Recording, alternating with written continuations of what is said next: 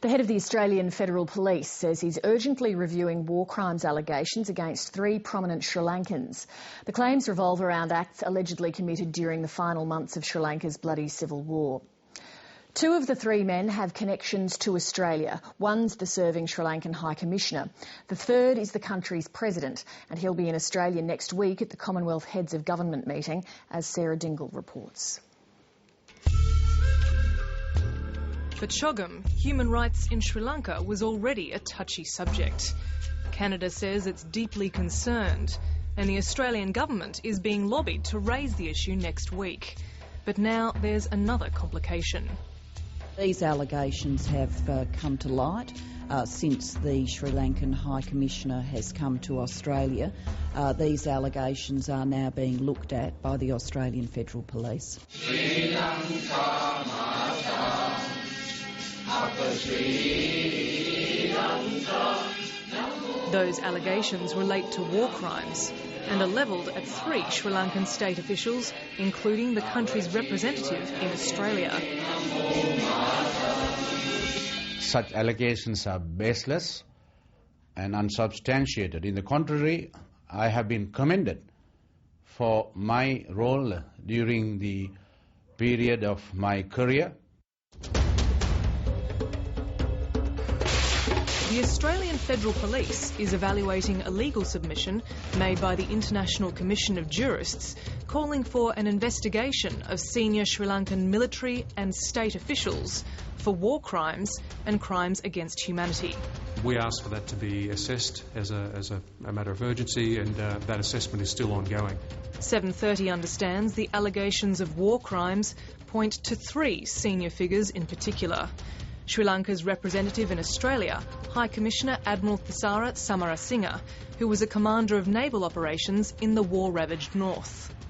Dual Australian-Sri Lankan citizen Dr Palita Kahona, a former senior DFAT official for the Australian government and Foreign Secretary of Sri Lanka during the final years of the war, and Sri Lankan President Mahinda Rajapaksa. Do you have any concluding thoughts about... Jurist John Dowd has helped compile evidence which he says points to breaches of international law. War crimes relate primarily to shelling of civilians in the no-fire zone, the bombing of civilians, hospitals. Look, with my own eyes, I saw a hospital being shelled. We never deliberately attacked any single civilian. Admiral Samarasinha was one of several senior high commanders honoured by Sri Lankan President Mahinda Rajapaksa for his role in the 25-year conflict. It was waged between the brutal Tamil Tigers, notorious for tactics like suicide bombing, and the militarily superior Sri Lankan government. But unease is mounting about what happened in the final months, when the government had the Tamil Tigers and hundreds of thousands of civilians surrounded. We have produced evidence for the investigation of potential war crimes. The International Commission of Jurists will contend that the Sri Lankan Navy fired at civilians on shore. There's no allegation of direct involvement by the High Commissioner in these actions. Instead, the submission argues the High Commissioner has responsibility for what happened under his command. My most important achievement in the military was saving these civilians who were under the clutches of terrorism. So there is no base logic to target civilians. I reject that. The reason I decided to tell my story was because I've always believed in justice.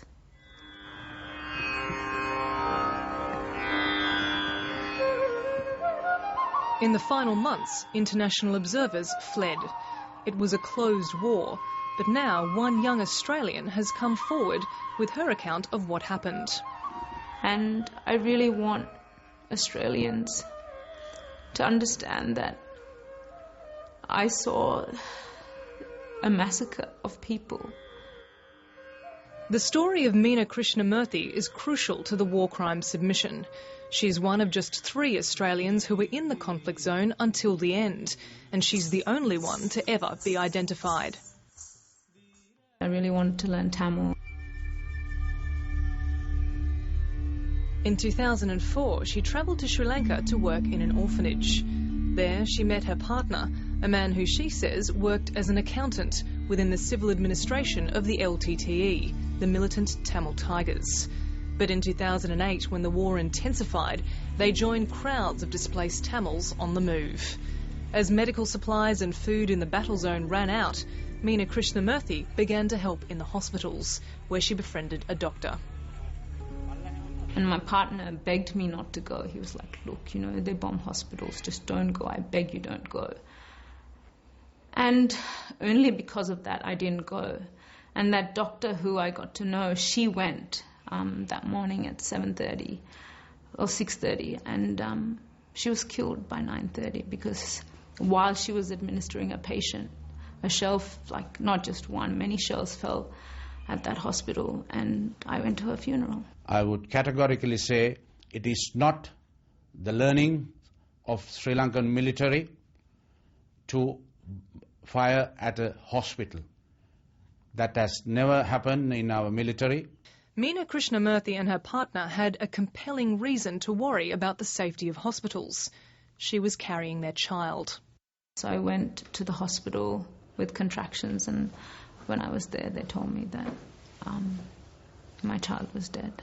I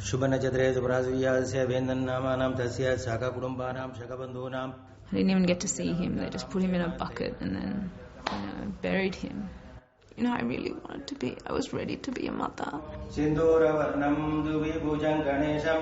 But she says this wasn't the end of her ordeal. Ms Krishnamurthy says sometime later she was at a coastal clinic and had to dodge fire coming from the sea. While we were there, we heard like a different kind of a sound, and when I asked people around me, they were like, oh, that's cannon fire. And it was coming from the direction of the ocean. Her story gives the lie to what the Sri Lankan government has said, that it did not target civilians and didn't target hospitals. I am totally denying any allegations, whoever it may be, that the Sri Lanka Navy fired at civilians. You must understand the terrorists had their own vessels which was confronting the Sri Lanka Navy. Next week, the President of Sri Lanka will attend the Commonwealth Heads of Government meeting in Perth. The International Commission of Jurists says that Sri Lanka should agree to an independent war crimes tribunal or be suspended from the Commonwealth.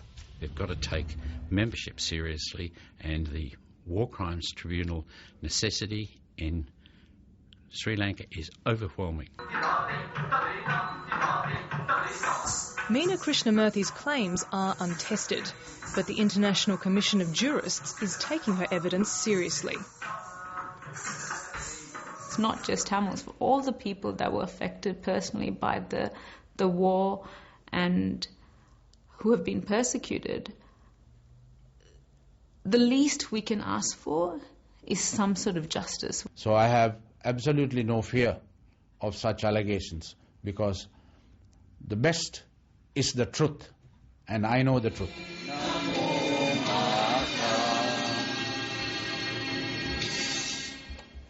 And tonight the Australian Greens have sent a letter to the Prime Minister asking her to demand the Sri Lankan government recall its High Commissioner. Sarah Dingle reporting there.